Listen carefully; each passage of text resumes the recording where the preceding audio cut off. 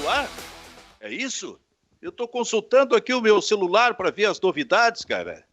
Bom, mas então vamos lá, né? Com o Bairrista FC, o que eu vou fazer, né, ô Kleber? Alguma coisa a gente vai ter que fazer. Vamos falar. Se abriu aí a imagem para nós, ô Kleber, e o microfone também. O que a gente vai fazer, Kleber? Vamos falar, Kleber. Como diria um grande filósofo da região sul do Brasil, eu vim aqui para dar credibilidade ao programa. Então vamos lá.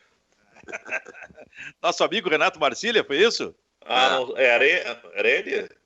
Sim, o Renato Marcília. O mau caráter em andamento, vamos lá. Na estreia no Sala de Redação, né? Isso, é o programa que já teve o Oswaldo Rola, Cid Pinheiro Cabral, Rui Carlos Osser, Paulo Santana, aí chegou o Marcília para dar credibilidade.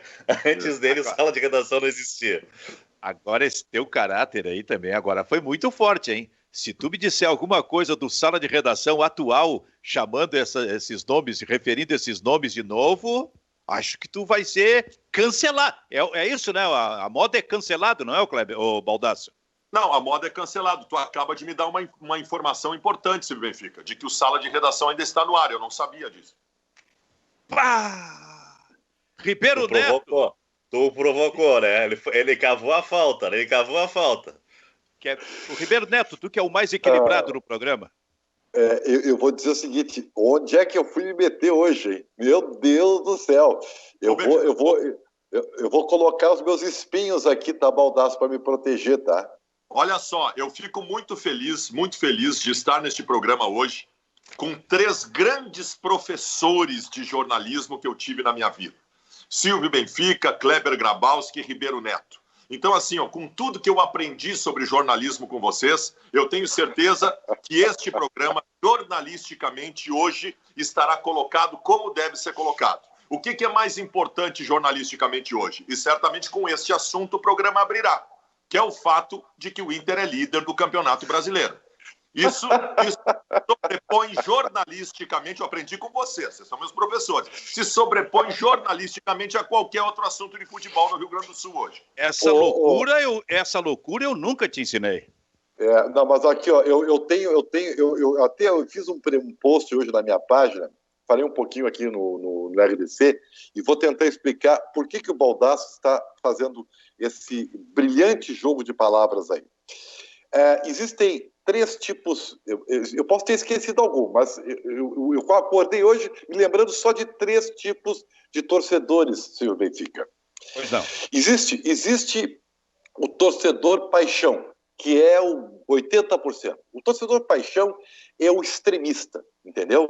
Ele torna o cara que fez o gol da vitória um herói, ele torna o cara que falhou um demônio, demoniza o jogador, né? Ele é um extremista. Ele é capaz, porque a paixão é cega, né, de ocultar qualquer coisa razoável pelo seu nível de extremo de paixão pelo clube do coração. Esse é o torcedor apaixonado. Existe o torcedor amoroso, Silvio. O torcedor amoroso, como é da diferença entre paixão e amor, ele é mais contemplativo, ele sofre em demasia quando a coisa está ruim, e ele entra numa atitude zen, assim, quando o seu time é campeão, entendeu? Mas ainda assim ele é mais não é razoável, mas ele é mais contemplativo, ele entra numa atmosfera de compromisso, de irmandade, ele perdoa, entendeu? Esse é o torcedor amoroso. E tem o torcedor comentarista, que tem sim 2%, 3%, eu acho, né? Que é o torcedor mais razoável, que ele analisa os pormenores, que ele faz as projeções, tudo tem uma vírgula, ganhou, mas, sabe, perdeu, mas, sabe, esse é o torcedor comentarista. Então, esses 3 tipos, né, de torcedores que existem, na minha opinião. E eu confesso para ti que eu ainda não consegui identificar em qual desses 3 o Baldasso está situado. Aonde, Kleber? Onde é que tu encaixa o Baldasso aí? Eu levei uma tonteada do Ribeiro Neto sobre esse tratado de como a vida do torcedor se comporta, né? Mas eu acho que o Fabiano Baldasso é um oportunista do bem. O torcedor paixão é aquele que pode pensar, muitos deles, como a gente pensa sobre o time dele. mas ele não admite que a gente fale isso, que ele está pensando. Ele está concordando com a gente. Se a gente está criticando o time... Pega o Grêmio, assim, por exemplo. O Grêmio é campeão gaúcho de 2020, mas jogou mal pra caramba ontem. E, de novo, o técnico Renato Portaluppi não encontrou soluções na sua substituição. E o Grêmio vem sendo assim durante a temporada. Tirando os Grenais do Campeonato Gaúcho, onde o Grêmio se impôs, o Grêmio vem sendo assim, e não é a primeira vez que a gente fala aqui no programa sobre isso, durante a temporada, oscilando muito. E ontem o jogo deixou para mim um claro recado para o que vem pela frente, cara. Em setembro são 3 competições. Se o Grêmio seguir oscilando nas 3 do mesmo jeito que está oscilando até aqui na temporada, o Grêmio não vai avançar em nenhuma delas. Bom, eu estou criticando o Grêmio a despeito do título de ontem. Tem muito torcedor, esse torcedor paixão que o Ribeiro citou aí, que pensa como eu. Tem muito torcedor do Grêmio, mas eles não admitem que eu fale. Quem tem que falar é eles. Se eu falar, eu sou desonesto, eu sou não sei o quê, sabe? Mas mesmo pensando como eu penso, por exemplo, e acho que vocês, de repente, pensam também. Vocês vão falar sobre o Grêmio, que acharam. Eu só quero abrir um parênteses em relação a isso, porque tu colocas, Benfica, exatamente o ponto que talvez deva ser o mais discutido e o que mais me instiga como colorado. Tu tens toda a razão. O Grêmio tem uma temporada absolutamente instável. Os grandes momentos do Grêmio na temporada foram os Grenais. Por quê? Por que isso? Eu acho que a explicação disso está muito mais no Inter do que no Grêmio. Por que o Internacional está jogando melhor futebol que o Grêmio o ano todo até agora?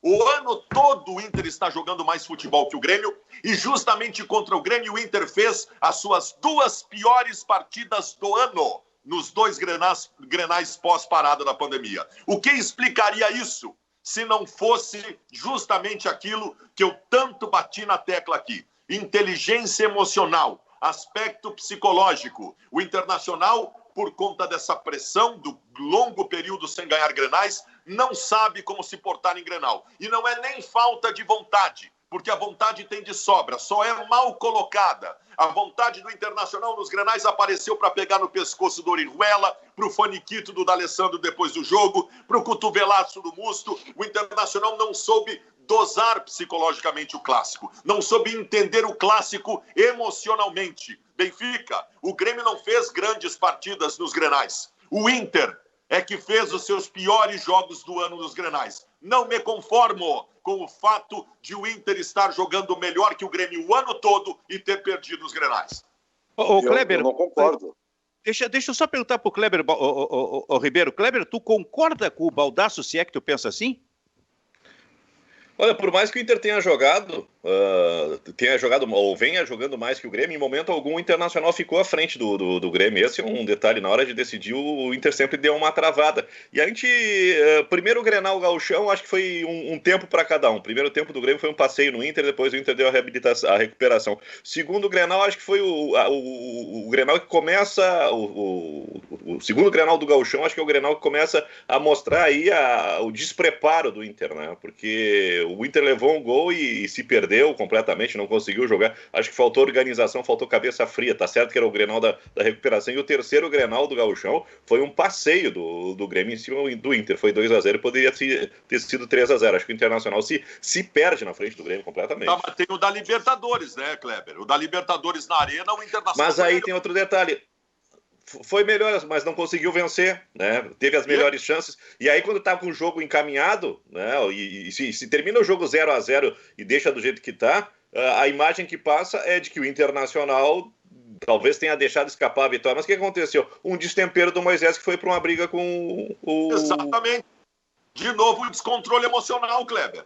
De novo, não pode ser coincidência o Inter ter tido seus piores jogos do ano justamente com o Grêmio. Isso não pode ser coincidência. Quero te ouvir, Ribeiro Neto. Eu concordo numa coisa com o Baldasso, que a parte emocional ela é muito importante e ela... ontem, na minha opinião, o Grêmio fez a sua pior partida no ano estritamente por uma questão emocional. Né? Eu diria até que eu teria muita cautela em dizer que o Grêmio jogou ontem. Né? O Grêmio jogou até fazer o primeiro gol e depois ele não jogou. Ele não nem administrou, ele não jogou. Ele foi simplesmente um assistente do outro time jogar. Nós podemos entrar depois, se vocês quiserem, mais sobre isso.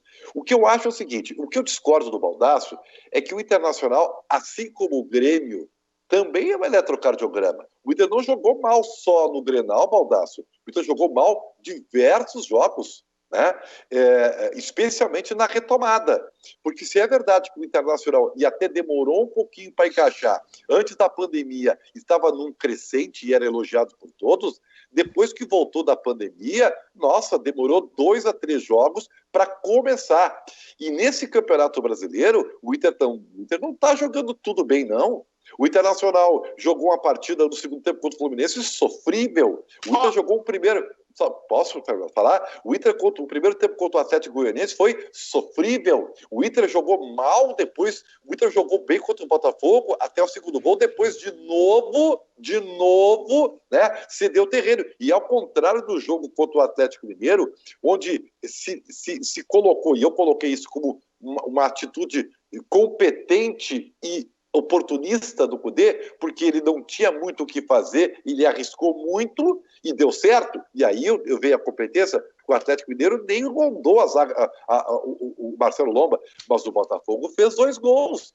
Tudo bem, o VAR acertou, eu acho que acertou, mas o Botafogo chegou por culpa de quem? Não por Botafogo. O Botafogo tem um time limitado, por culpa do Internacional, que de novo abandonou o jogo e foi ficar administrando. Mas aí, deixa eu terminar, Baldasso. A diferença é que eu acho que o Cudê sabe que isso é pontual, que ele está fazendo isso porque o Inter não tem opções. O Inter tem muitos desfalques, o Inter não tem algumas características que estão fazendo muita falta ao seu time e ele não tem o que fazer. Então ele está adotando essa estratégia por pura necessidade. Eu tenho certeza que o Cudê sabe que se ele continuar jogando desse jeito, ele não vai ficar muito tempo na liderança. E ainda bem que ele sabe isso. Então, eu não vejo que o Inter jogou mal no Grenal. Não, discordo. O Inter também é o eletrocardiograma nessa temporada.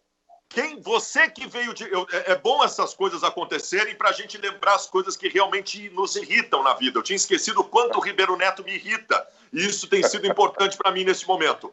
Quem chegou de Marte agora e ouviu o Ribeiro Neto pensa que o Inter é 13º colocado no Campeonato Brasileiro. O nível de distorção que o Ribeiro Neto estabeleceu a campanha do Inter é um negócio assim, inacreditável. O Inter no Campeonato Brasileiro até agora tem o melhor ataque, a melhor defesa e o artilheiro da competição. É líder isolado com sobras. O Internacional no Campeonato Brasileiro, eu quero citar pontualmente tudo que o Ribeiro citou aí. O Internacional no Campeonato Brasileiro tem um momento ruim. O segundo tempo contra o Fluminense. Só. O Inter tomou 2 gols no Campeonato Brasileiro de pênalti até agora. O Botafogo não fez nenhum gol no Internacional. Porque se não valeu é porque tinha uma irregularidade. Os gols aconteceram por causa da irregularidade. Outra coisa, o Internacional contra o Atlético Goianiense, que tu citas, que jogou o primeiro tempo ruim, o Inter jogou com time reserva esse jogo. Quem escolheu esse time? O Inter contra o Botafogo foi melhor de ponta a ponta, do primeiro ao último minuto do jogo. E aos 25 do segundo tempo seguraram 2-0, não é demérito, é estratégia. Contra o Atlético Mineiro, o Internacional enfrentou um adversário direto na briga pelo título e a estratégia colocada em campo, que não vai acontecer em todos os jogos, mas foi uma estratégia que funcionou. A campanha do Inter no Brasileiro é irreparável. O Inter é líder porque está jogando muito. Baldasso, nem o Cudê faria melhor. O Cudê ficaria constrangido de dar esse discurso que tu está dando, porque ele não pensa como tu. E repito, vou fazer de novo a pergunta do início do programa. Qual é o tipo de torcedor que tu é?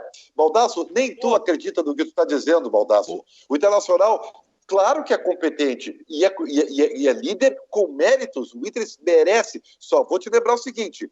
Nesse campeonato meio maluco, nós já tivemos o Atlético Mineiro, tido como o grande campeão, depois o Vascão da Gama como a nova sensação, e agora é o Inter a liderança, o Vascão da Gama. Então, assim, tá muito cedo ainda, Baldasso. Olha, eu te sugeriria calma. Eu só estou analisando o que aconteceu até agora, Ribeiro. O que aconteceu até agora é que o Internacional, com sobras e jogando bem, é o líder da competição. Eu falei aqui no programa que o torcedor paixão, ele gosta de criticar, ele pode pensar exatamente como a gente, como jornalista, por exemplo, isento. Mas ele não admite que o jornalista fale aquilo que ele está pensando sobre o time. Só pode falar ele, o torcedor paixão. Porque o senhor Fabiano Baldasso já criticou asperamente o Internacional aqui nesse programa. Perfeito. Asperamente o Internacional aqui nesse programa pelo rendimento em determinado momento. Em quais momentos? Eu vou lembrar para vocês.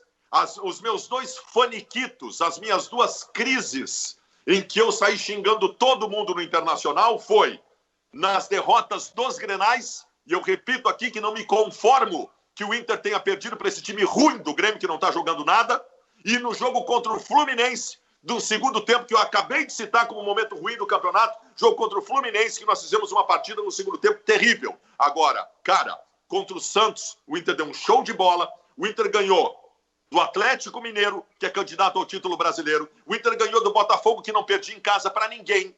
O Inter jogou com um time reserva contra o Atlético Goianiense e ganhou. Calma lá, a campanha do Inter no Brasil. Eu acho que nós estamos discutindo coisas diferentes, Baldasso. Ninguém está dizendo que o Inter não é líder por merecimento. Ninguém disse isso. Pelo contrário. O Inter está jogando bem, Ribeiro. Tu achou que o Inter jogou mal contra o Botafogo, Ribeiro? Não. O que eu estou dizendo, eu não falei isso. Eu estou dizendo que o Inter está alternando bons e maus momentos, inclusive dentro dos jogos. E o Baldasso, deixa eu te falar uma coisa, Baldasso, querido amigo, né? Baldasso... Agora vem a paulada. Não, é que assim, ó, uma coisa é você comemorar o momento. A outra coisa é você considerar que o momento é suficiente para você comemorar o principal, que é o título lá na reta final. São coisas completamente diferentes. E eu acho que tu estás comemorando o momento cedo demais. Ah, mas o Inter pode ser campeão desse jeito? Pode. O Corinthians foi campeão em 2017. Acho que o Inter joga mais que esse time do Corinthians do Cariri. Joga mais.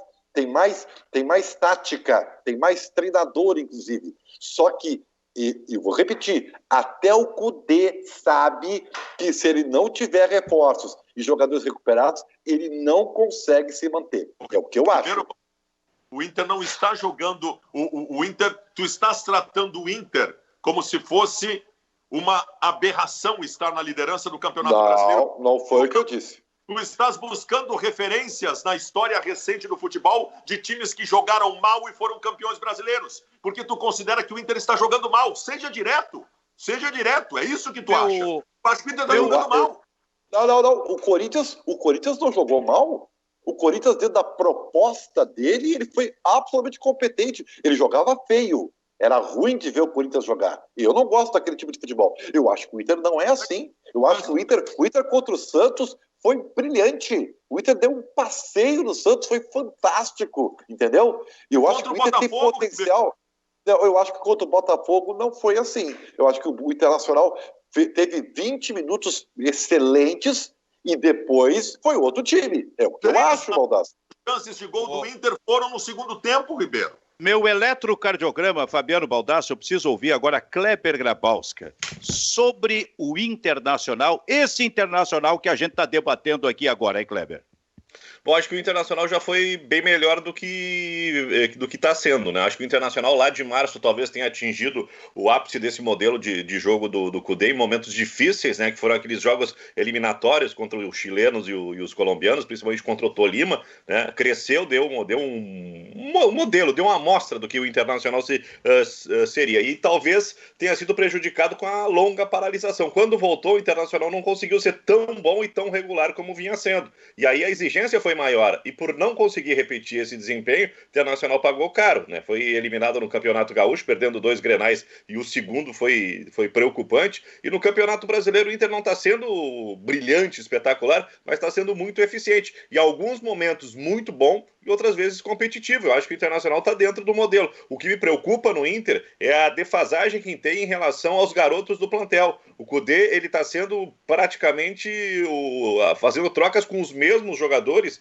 e não está conseguindo aproveitar o que tem na mão, sendo que talvez o maior mérito do Kudê nessa temporada tenha sido justamente apostar nos garotos. Primeiro o Bruno Fux, que salvou as finanças, e agora o Zé Gabriel, que é a grande afirmação. O Internacional tem algumas peças no plantel que já poderiam ter mais rodagem e ser mais úteis. O Internacional também não avaliou a questão dos atacantes, está na corda bamba aí, tendo que utilizar o D'Alessandro, e já tem problema com o D'Alessandro. Será que ele vai poder jogar quarta-feira contra o Palmeiras? Então acho que o Internacional, na volta, ele não é tão bom quanto já foi nessa temporada. E acho que lá por março, a expectativa do torcedor do Colorado aumentou muito pelo bom desempenho do time. A esperança de que poderia até superar o Grêmio, era o ano que o Inter ia dar virada em cima do Grêmio, isso não aconteceu. Fica uma cobrança muito forte em relação ao Kudê, e a qualquer vacilo, a qualquer queda de desempenho, o Kudê leva uma carga de crítica que eu acho exagerada, uma cobrança muito grande em cima do Kudê, que tem, na prática, 4, 5 meses trabalhando no Inter, e olha, ele é líder do Campeonato Brasileiro, tá certo que o campeonato tá muito cedo, mas o Internacional, pela segunda semana seguida, consegue ser líder. Acho que é uma afirmação de um trabalho. A propósito, Zé Gabriel, hein? Que zagueiro, que reposição do técnico em relação ao Bruno Fux. Todo mérito para o técnico do Internacional. Tenho mais coisa para dizer, mas fala aí, Ribeiro. Que teve a coragem e a ação, quer dizer, a ação, o fazer, né, a visão, melhor dizendo. Teve a coragem e a visão de fazer com o Zé Gabriel o que o Odair não fez com o Rodrigo Dourado. Pois é. Outra coisa, todo mérito para o Inter e para o Kudê pela liderança no Campeonato Brasileiro. Isso precisa ser dito. O Inter ganhou 5 de 6 partidas. É um início muito forte, jogou 6. É bom dizer que faltam 32 jogos. Falta muita coisa. E tem o mês de setembro, quando vem a Copa do Brasil e a Libertadores da América. Mas, por enquanto, todo o mérito ao técnico. Que eu entendo que começa a origem, os movimentos iniciais, a escalação inicial do técnico do Internacional, dentro das circunstâncias, por exemplo, nesse final de semana, quando praticamente não tinha ataque, me parece correta. Eu acho que as providências iniciais do técnico do Internacional ao colocar o time em campo são providências corretas em termos de escalação. A minha questão, a questão que eu permanentemente coloco aqui no programa é o Kudê durante o jogo. É o Kudê no segundo tempo, quando o adversário cresce por momentos, quando o Inter se retrai, e aí a solução está no banco. E a solução do banco, como referiu o Kleber, é sempre a mesma. Nesse aspecto, me parece, precisa de mais criatividade. E eu vou concordar, Baldasso, com o Ribeiro Neto. O Botafogo fez gol no Internacional, sim. O Inter foi ajudado pelo VAR, mas não existisse o VAR, a jogada estava lá com o jogador que recém tinha entrado no Botafogo no segundo tempo, entrando no meio da zaga do Internacional para fazer o gol. Ou a jogada estava lá, individual, com o Babi, esse jogador, que é muito bom jogador. O próprio Baldasso falou disso na live dele.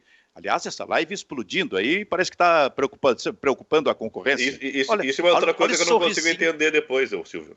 Pois é, Kleber. Olha o sorrisinho do Baldasso. O Babi driblando dentro da área para fazer o gol. Então, o Botafogo fez gol. O Botafogo entrou na área do Internacional. Então, são questões que realmente o técnico tem que cuidar, na minha opinião, e precisa ser mais criativo e mais ousado. O Baldasso já fala, mas o Kleber ia completar. Completa, Kleber. É uma coisa que eu não consigo entender, esse sucesso do Fabiano Baldasso nas lives, mas tudo bem, deixa pra lá. Eu só quero dizer uma coisa. As loucuras estão aí para ser consumidas. Vocês três foram meus chefes. Vocês três foram meus chefes. De novo, vem porrada, vem porrada. Vocês já me xingaram muito na vida. Vocês três já me botaram em salinhas pequenas e me xingaram muito pelas cagadas que eu já fiz na minha vida. Vocês três. Só que agora vocês três vão ser xingados por mim. Vocês três. Temos meia hora exata de programa.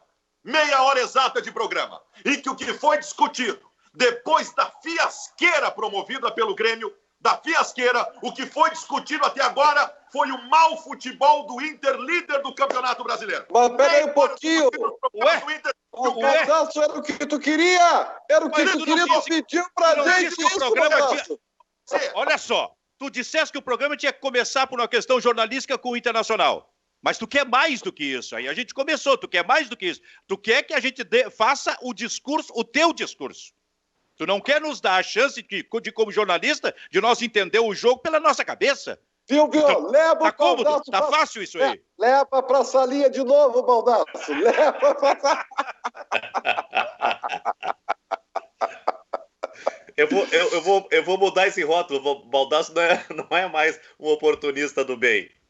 Eu vou propor uma coisa agora para enlouquecer definitivamente o Baldasso. Porque o Baldasso, como eu disse, ele termina um jogo, por exemplo, do Internacional, ou o Grêmio está jogando e ele entra com uma live e ele explode na audiência. E aí ele tem ao lado dele a chefe dele, a chefia, né?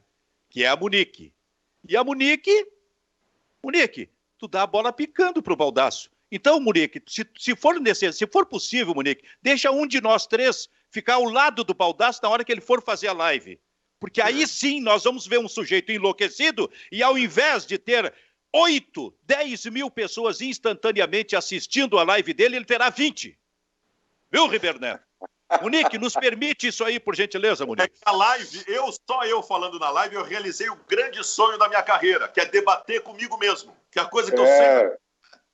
É verdade. Não, em primeiro lugar, quero dizer o seguinte, o Baldasso, eu diria que é um case, né, de sucesso em termos de live, e tá aqui o cara que mais pode falar, porque quando era chefe do Baldasso, eu criticava ele porque ele estava usando mais o Twitter do que os veículos tradicionais.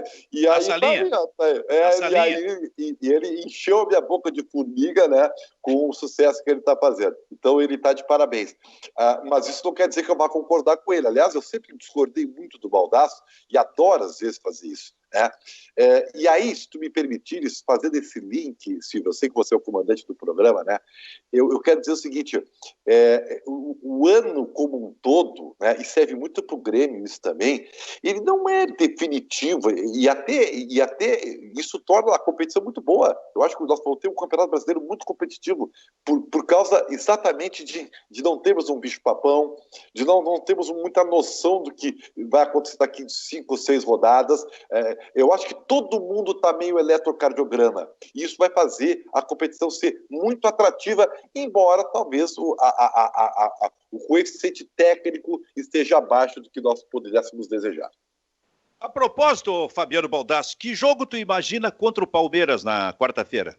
Bom, primeiro que a imprensa do centro do país está arrumando a cama para condicionar a arbitragem e o Inter vai ser garfado quarta-feira. Anotem e quinta-feira nós conversamos aqui no programa. O Inter vai ser garfado. A imprensa do centro do país, nessa loucura, obsessão de tentar anular o que o VAR decidiu absolutamente correto no final de semana contra o Botafogo, está colocando todo o conjunto da arbitragem contra o Internacional. Foi simplesmente desumano e cruel o que eles fizeram de sábado para cá. As imagens mostraram que o VAR acertou. Qualquer especialista isento entende que o VAR acertou. O impedimento no primeiro lance e a falta do Babi no segundo. A imprensa do centro do país está colocando toda a arbitragem contra o Internacional. Esse é o primeiro ponto. Como costumeiramente acontece, o Inter vai ser garfado contra o Palmeiras na quarta-feira e terá que passar por cima disso também. Segundo ponto, o Inter está desgastado fisicamente. E não é por problemas na preparação física do Internacional, porque eu acho que o trabalho está sendo feito corretamente.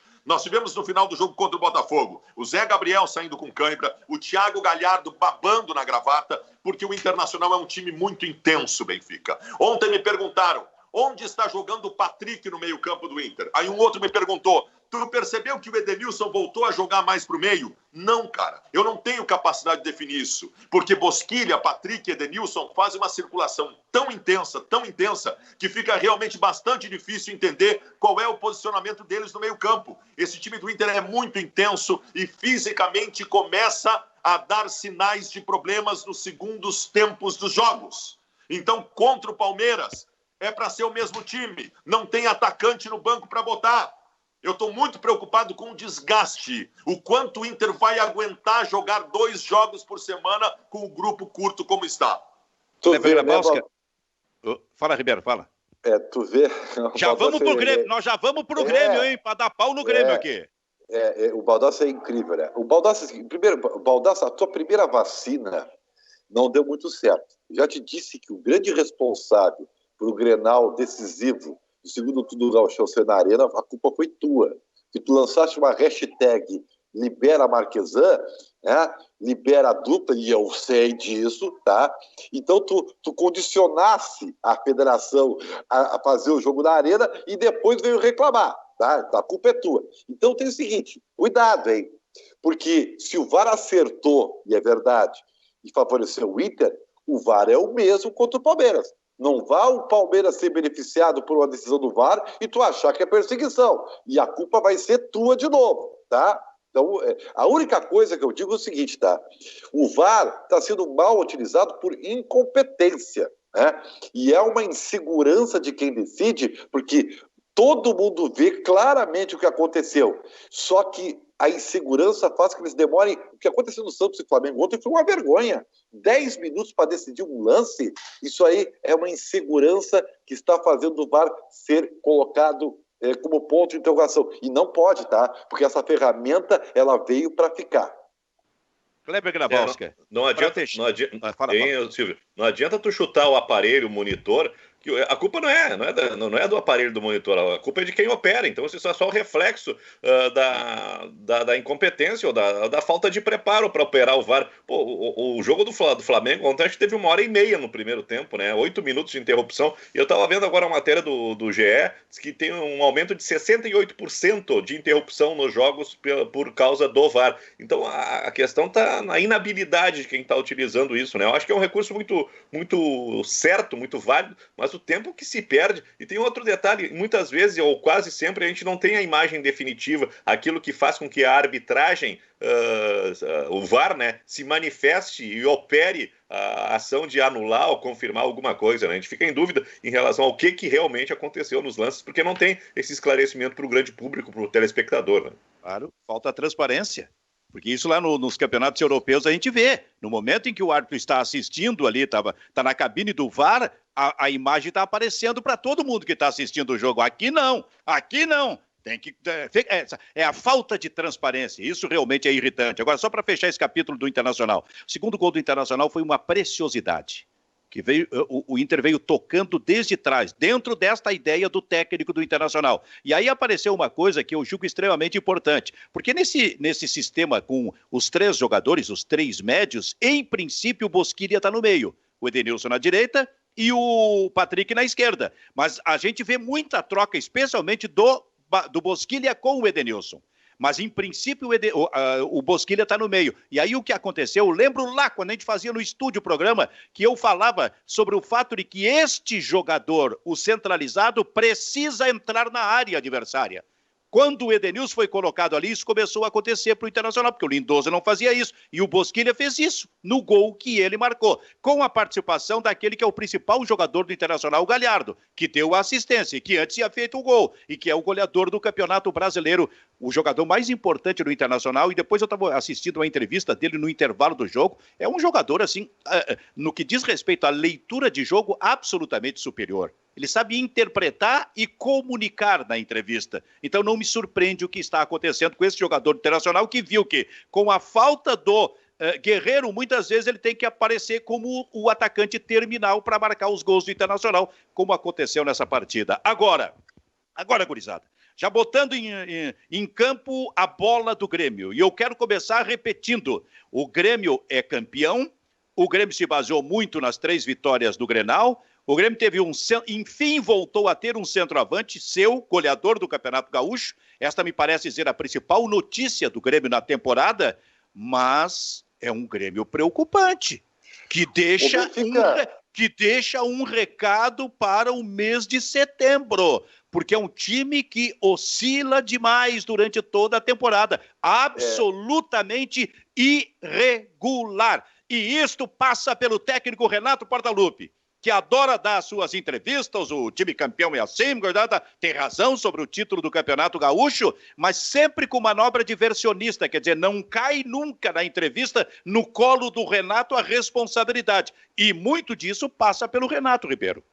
Aliás, eu vou me aliar a ti para fazer uma consideração que eu estava pensando, e talvez não tenha sido o primeiro, não é nada original, talvez outros tenham pensado assim, mas é que me ocorreu, e aí eu vou apelar para a memória mais de vocês, assim, o Gabalski, especialmente, que tem uma memória fantástica, porque, como eu digo, assim, ele trabalha melhor com os números.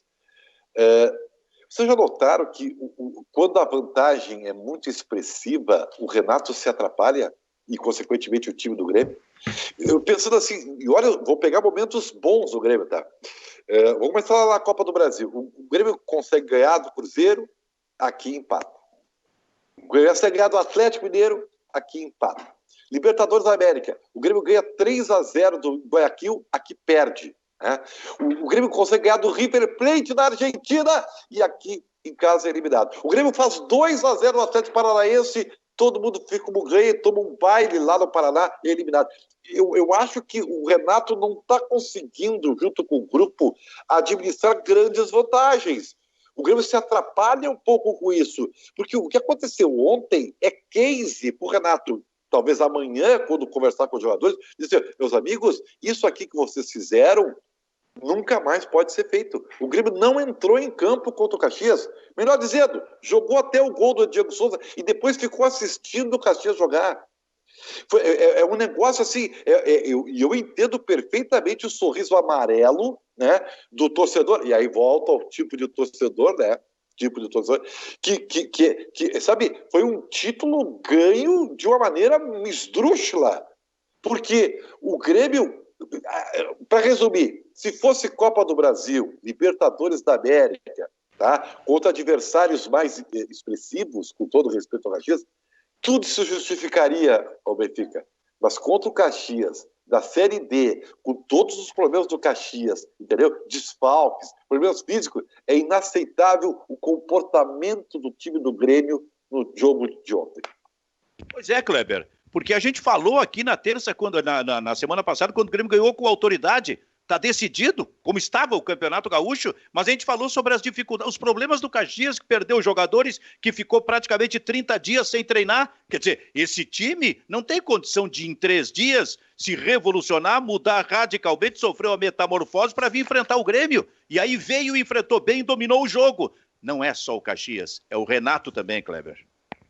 Eu fiquei meio preocupado e até a certo ponto irritado com a coletiva do Renato, porque ele não conseguiu ser claro, transparente e lúcido na sua explicação do comportamento do time em relação ao Caxias. Ele usou 200 vezes a frase, a gente vai ter que escrever, vai ter que falar, mesmo não gostando que o Grêmio é campeão. Acho que usou essa frase em todas as respostas da coletiva de ontem. Então acho que isso aí meio que mascara um comportamento muito fraco do Grêmio no jogo, né? O Renato não teve soluções e acho que ontem no segundo tempo ele voltou aquele repertório ruim de substituições que ele fez. Ele meio que desmontou o time do Grêmio e colocou um título que estava na mão em riscos, tanto que a gente está muito mais elogiando desde ontem o Lacerda como técnico revelação e talvez o melhor técnico do Campeonato Gaúcho, do que enaltecendo o Grêmio e a estratégia do Renato em garantir o título. O Grêmio está com o título na mão, ele fez o mais difícil que era ganhar em Caxias, e dentro desse histórico que o Renato, que o Ribeiro falou, quase que o Grêmio entrega a rapadura ontem. Eu acho que a culpa não é dos jogadores, o Grêmio teve desfalques, perdeu pelo menos 2 peças importantíssimas, que são o Matheus Henrique e o PP. O Jean-Pierre tá atuando, digamos assim, numa maneira de uma mobilização pessoal, num momento particular muito difícil, mas o que faltou ontem foi a mão do treinador, né? O Renato foi muito infeliz nas suas providências do jogo, principalmente no segundo tempo, né? Outra coisa, já jogo pro baldaço aí. Eu vi um vídeo ontem do Eduardo, o pai do Jean-Pierre, uma mensagem que ele deu, acho que vocês viram também. Cara, aquilo ali é a prova concreta dos perigos deste vírus, cara, essa Covid-19, porque eu conheci ele quando fiz uma entrevista com o Jean-Pierre na Casa Bairrista. É um homem de 1,90 m, forte, era segurança, sabe, absolutamente forte, e ali tu vê um cara frágil, cara. Então, por favor, aquele vídeo dele, se alguém assistiu, que sirva de alerta, de exemplo nesse momento. E, evidentemente, que o garoto, o Jean-Pierre, está indo para o campo carregado por isso, cara. carregado por isso, porque o cara está jogando sem saber o que está acontecendo lá com um familiar e quando toda a família é envolvida. Mas é apenas um parênteses que eu queria fazer. Mas eu vi que tu assistiu o jogo, hein, Baldasso? Não, assim, cara, assim, primeiro que é importante referir isso, porque a gente trata jogador de futebol como máquina. Eu sou um cara muito crítico de jogador de futebol, muito crítico. Eu coloco muita responsabilidade nas costas do jogador de futebol e acho que tenho que fazer isso, porque eles ganham muito bem para isso, e as minhas críticas sempre são muito fortes em cima dos jogadores, muito. Mas eu também tenho que considerar, e pela responsabilidade com o grande público que eu atinjo, dizer que os jogadores não são máquinas, não são máquinas. A situação que o Jean-Pierre está vivendo é uma situação em que é impossível desvencilhar o campo do pessoal. Impossível. Não tem como o Jean-Pierre estar totalmente focado no jogo de futebol, totalmente dedicado, se entregando por completo a uma partida de futebol, com o seu pai, como tu disseste, um homem forte que tu vê que está absolutamente debilitado por conta dessa doença terrível. Então, não dá... A crítica ao Jean-Pierre, ela tem que ter muitos pontos e vírgulas por conta disso. Muitos pontos e vírgulas. Agora, o Grêmio como um todo é um time, e aqui não vai clubismo, tá? Não vai clubismo. É um time de absolutas instabilidades desde o primeiro momento do ano, Benfica. Eu, como colorado, me instiga, sim, o fato de que o Internacional tenha sido suplantado pelo Grêmio. O último Grenal, o Inter foi muito superior, muito inferior ao Grêmio, muito inferior. E foi o melhor jogo do Grêmio no ano. O último Grenal foi o melhor jogo do Grêmio do ano e o Inter fez o pior jogo do seu ano. Então, assim, eu tento entender o que acontece com o Internacional. Porque dia 23 de setembro, nós temos um Grenal de Libertadores da América, um dos mais importantes da história. O Inter provavelmente nesse Grenal, porque vai ter jogado com a América de Cali antes, o Inter provavelmente nesse Grenal estará definindo a sua classificação à próxima fase da Libertadores. Então, assim, qual é o avanço que o Inter vai estabelecer até este Grenal? Especialmente no aspecto psicológico. As evoluções do campo, eu estou vendo. Eu estou vendo o time retomando. Estou vendo o time buscando de novo aquele movimento envolvente diante da parada. Mas e a cabeça? O Inter estar jogando melhor que o Grêmio quando começar o Grenal significa pouco. Porque até agora, nesse ano, não significou nada, Benfica. Não significou nada. Porque o Internacional entra em campo no Grenal e fica irreconhecível. Isso me instiga muito. Tu vê como a parte emocional, Silvio, ela é grande, ela tem uma interferência tão grande, né? Sabe qual é o exemplo que eu peguei para o jogo de ontem do Grêmio? Você lembra como é que foi o primeiro gol do Caxias? É uma jogada de flanco, tá? Um escanteio, e depois dá rebote e sobe para o jogo do Caxias. Quem está na marcação, até não entendi, mas quem está na marcação é o Vitor Ferraz. O Vitor Ferraz simplesmente abandona o lance. Ele deixa o jogador do Caxias pegar a bola, levantar a cabeça para fazer o cruzamento, e ele não dá nenhum tipo de marcação, nada. Aquilo ali representa o que foi o Grêmio no jogo, completamente indiferente ao que estava acontecendo, não estava nem um pouco obstinado em ganhar o jogo. O Grêmio estava contando só o relógio. Sabe, foi um negócio impressionante. Agora, tem uma coisa que isso pode não amenizar. Por que se diz que o Grêmio é um eletrocardiograma também? Pô, o Grêmio contra o Corinthians jogou muito, cara. Pecou das finalizações, que é um problema que o Grêmio tem, tá? O Grêmio tem um problema seríssimo de finalização, tá? Mas contra o Corinthians jogou muito. O Grêmio contra o Flamengo jogou muito, era para ter vencido e também não venceu por problema das finalizações. Nos Grenais o Grêmio jogou bem, quer dizer, então o Grêmio tem ferramenta para jogar bem, tem conteúdo, tem time. O que está faltando ao Grêmio é, na minha opinião, primeiro, o seu Renato acertar o time e as suas substituições. E segundo, o Grêmio, que até vou te dizer, tá? É um elogio que eu estou fazendo, mas ao mesmo tempo é uma vírgula. O Grêmio já sabe que o tic-tac não dá mais, né? E que ele tem que ter algumas mudanças. Acho que está começando, embora tênue ainda, né?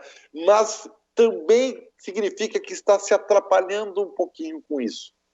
E ele vai ter que achar esse denominador comum, porque o Grêmio já está muito atrás do Brasileiro. Não interessa que é a sexta rodada. São pontos desperdiçados que não voltam mais. E esse jogo contra o Sport Recife vai ser um termômetro do potencial técnico-tático do Grêmio na competição. Muito bem, esse é o Bairrista FC na parceria do Grupo Bairrista com a RDC TV, hoje com Kleber Grabowska, Fabiano Baldasso, Ribeiro Neto. Baldasso, daqui a 16 dias, quer dizer, 2 semanas, o Inter está de volta na Libertadores da América, porque estava falando a respeito disso há pouco tempo. Quais são os jogadores que não estarão nesse... São 2 jogos que faltam para completar essa fase? 4. 3, né? 4. Tá, perfeito. Quais são os jogadores que não estarão nessa volta para a Libertadores? Contra o América, não estarão em campo. O Moisés, suspenso por 4 jogos pela confusão do Grenal. O Edenilson, suspenso por 3 jogos pela confusão no Grenal. O Cuesta, suspenso por 1 jogo pela confusão no Grenal. O Praxedes, suspenso por 1 jogo na confusão do Grenal. O Marcos Guilherme, suspenso pelo 3º cartão amarelo. E o Musto, suspenso pelo 3º cartão amarelo. Além do Guerreiro. Além do Guerreiro. Então, esse é o primeiro jogo. Mas tu não vai ter nos 3 jogos seguintes nem o Moisés, nem o Edenilson. Nem o Edenilson, cara. Então, assim, a montagem do time é um desafio para o Cudê. No lugar do Moisés vai entrar o Wendel. E como o Moisés, embora tenha dado assistência para gol, tenha melhorado, mas eu não vejo problema. O problema é a ausência do Edenilson, cara. A ausência do Edenilson é um pepino. O que o homem vai fazer? Ele vai colocar o Praxedes? Ele vai colocar o Nonato? A ausência do Edenilson me causa pânico nesses 4 jogos que restam dessa fase classificatória. O Praxedes na primeira não, porque também está suspenso. Na primeira não. Quer dizer, e poderia pensar no Marcos Guilherme, naquela função pela direita, mantendo mas também não tem o Marcos Guilherme. Na primeira Aliás, não tem ele nem para o lado direito nessa linha de 3 e nem para o ataque. Ele vai botar Musto e Lindoso. Não, o Musto também está suspenso. Não, tá aqui o time, ó. Olha só. Lomba, Saravia, Zé Gabriel, Moledo e Wendel. Lindoso, Peglow, que vai ter que voltar, né, do isolamento, Bosquilha e Patrick. O Abel Hernandes vai ter que estrear, que não tem outro atacante, porque o Guilherme tá... D'Alessandro, né? D'Alessandro e Galhardo, por aí. Peglow, Abel e D'Alessandro, esses 3 disputam 2 vagas. Tu acha que o Peglow, se entrar, vai fazer essa função na linha de 3 pelo lado direito? A função que é do Edenilson. Eu acho que sim. Eu só discordo do Moledo, tá? Ele vai botar o Matheus Jussa, o Kleber. Ele não vai botar o Moledo do lado esquerdo da zaga. O resto eu concordo tudo contigo. Não, ou bota o Zé Gabriel do lado esquerdo. Daqui a pouco, e o Moledo na direita, mas o Moledo ele não vai, cara, o Moledo para começar jogo só se acontecer uma hecatombe, velho. Ele quer os zagueiros que saiam jogando. Ele contratou o Jussa porque ele não tinha um reserva que saberia sair jogando pelo lado esquerdo. Acho que joga o Jussa. Kleber, o Grêmio joga, o Grêmio volta, é em casa o jogo do Grêmio? Não, é fora. Não, quinta-feira que é a Libertadores é fora. É fora, perfeito, o Inter em casa. Mas o Grêmio, nesse aspecto, perdeu menos jogador titular em função da briga no Grenal, né? Mas agora perdeu uma peça importante, né? O PP, que antes era alternativa de banco, agora ele é titular. Esse talvez seja o grande prejuízo do Grêmio. Era Caio Henrique, o Paulo Luciano. Miranda, PP e o Luciano. Dois já saíram, né? O PP que cresceu de importância com a saída do Everton.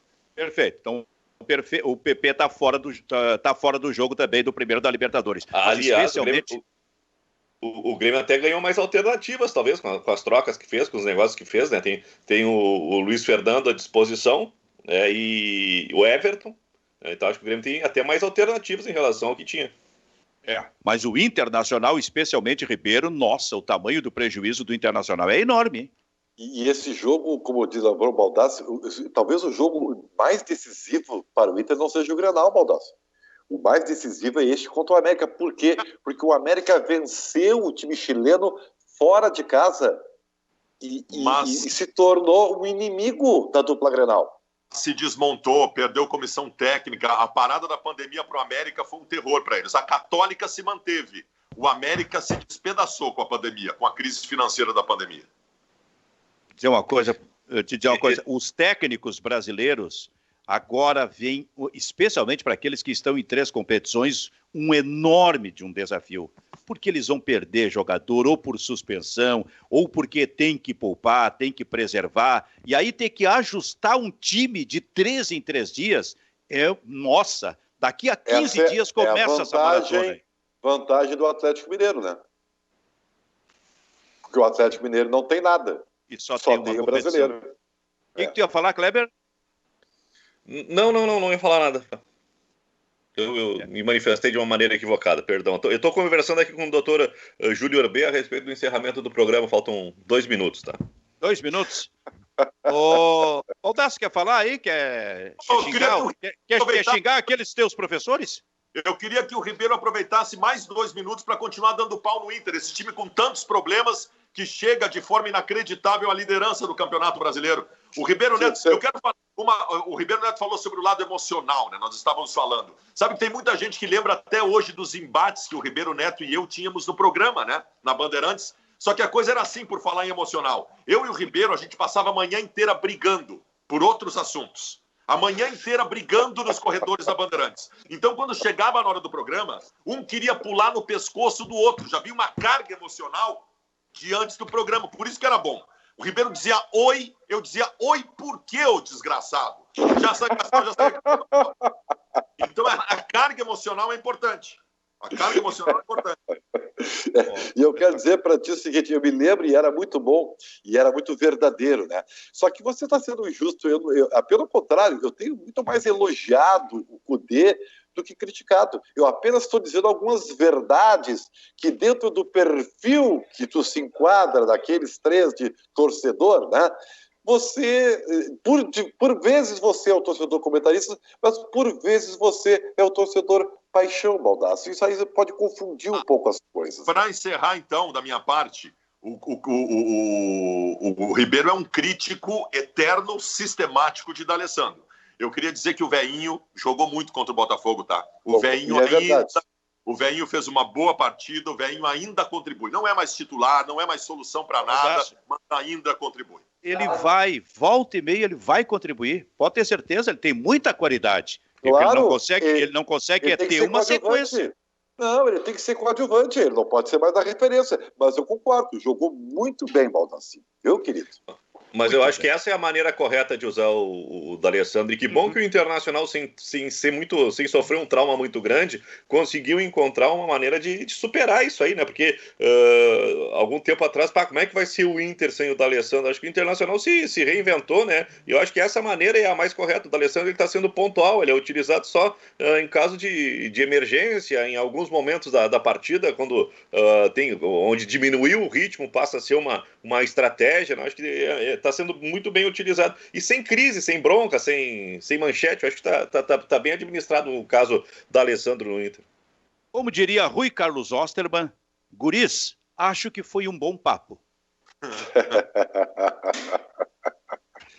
Gostaram do guris, né? Então tá. Kleber, Baldasso, Ribeiro, até a próxima. Gente, tchau. Bairrista FC fica por aqui. Tchau.